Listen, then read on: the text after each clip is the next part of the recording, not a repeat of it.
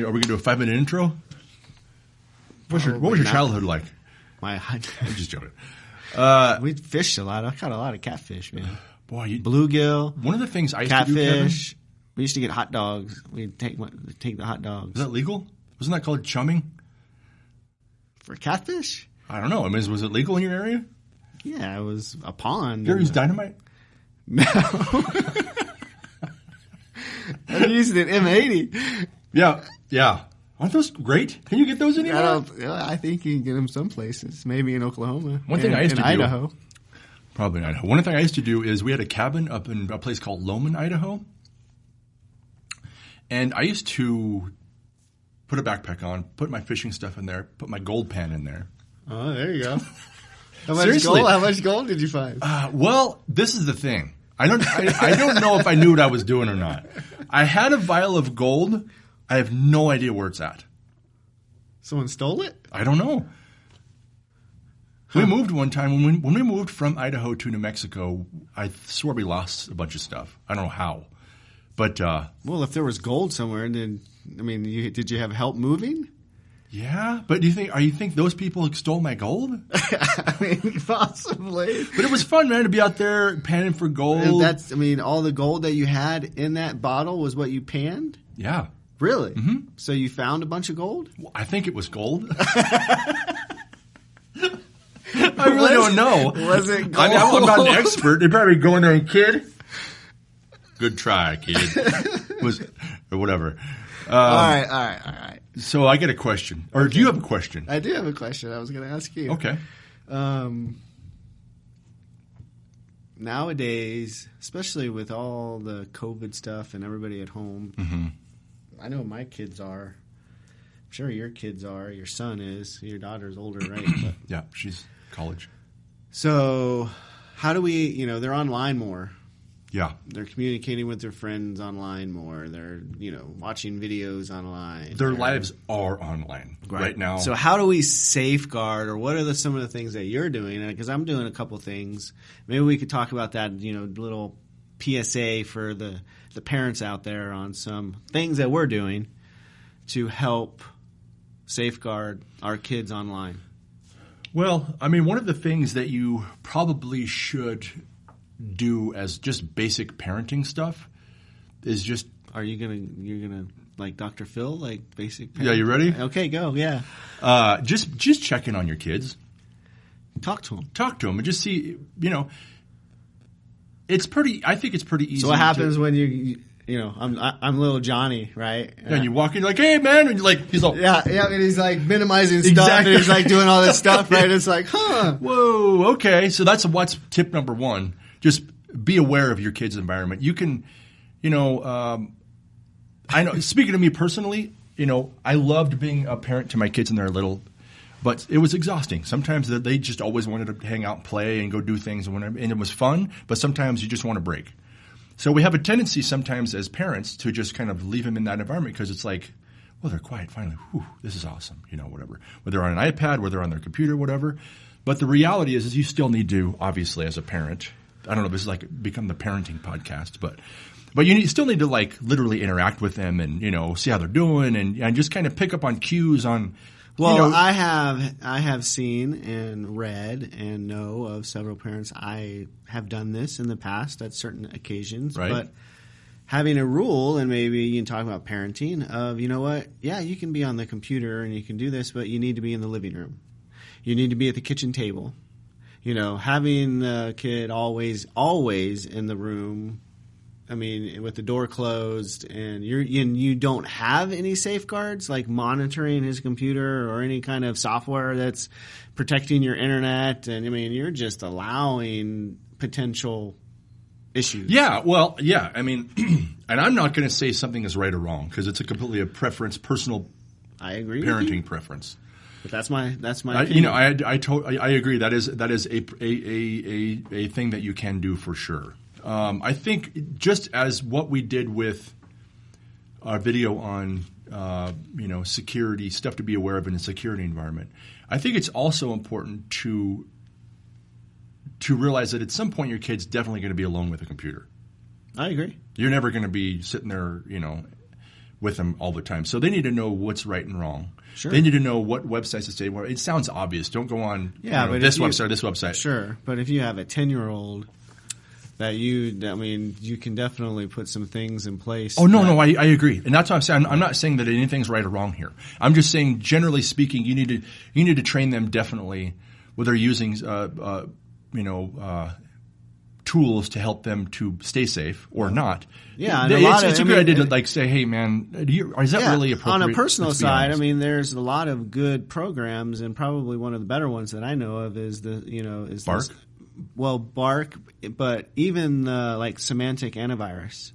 That antivirus that you can buy, it's like $40 for the whole year, right. and you download it. It has family safety controls. Right. So you can get those types of, you need antivirus for your machine, so add the family safety stuff. So then you can turn on, okay, this profile of my kid on the computer is a kid and he's under the age of 12. And he's not allowed to go here. Right, and you can set preferences and do that. Also, you can set those preferences in YouTube. You can set up, family safety stuff within Microsoft. You can set up family safety stuff within Google, safe search. So all that kind of stuff. So all of that's out there. When my kids, great points. When my kids were, especially my son Joel, when he was younger. Because he's 15 now. He'll be 14 next week, actually. Okay. But when he was younger, he didn't know how to regulate himself very well. It's just he's a kid. It's just normal, right? He didn't know how to regulate his time on the Xbox or the PC very well. He's a boy.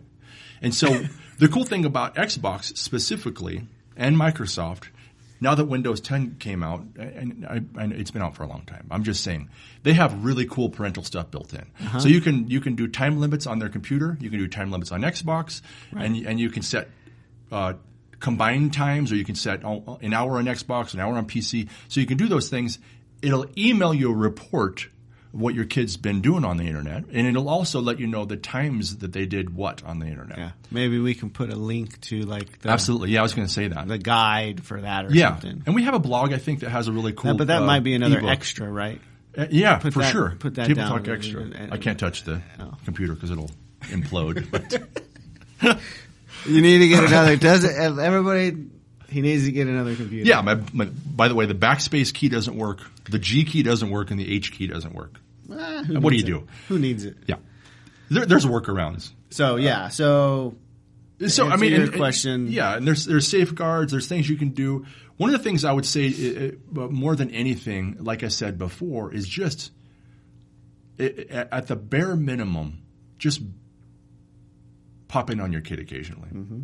Because if they think that there's nobody looking, they're more than likely probably going to be like, well, I know Bill does it. Well, that's where there are technology tools, like you had mentioned, apps that you can put on devices, phones, iPads, computers, laptops, all that kind of stuff, where you do get a notice, and you can take those notices as an opportunity to say, Is this really what you want? Right way to, yeah.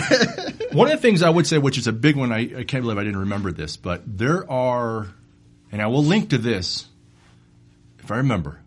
No, you need to remember. There are settings that you can put that you can use on all of your social media platforms to protect your kids from outside people. Yeah, and that's an important one. We're talking about kids going out. We need to talk about people coming in on looking on your kids to see what they're doing and trying to be friends with them, and that's a problem. That is a problem, and that's sometimes a bigger issue, frankly, because you just don't know who your kids are. Well, there's definitely those safeguards that you can turn on within the account. Exactly. You can set it as a child youth account, and nothing's public, and so on and so forth. But I think you also touched on it. You got to have the education and conversation with your kid that this stuff goes on.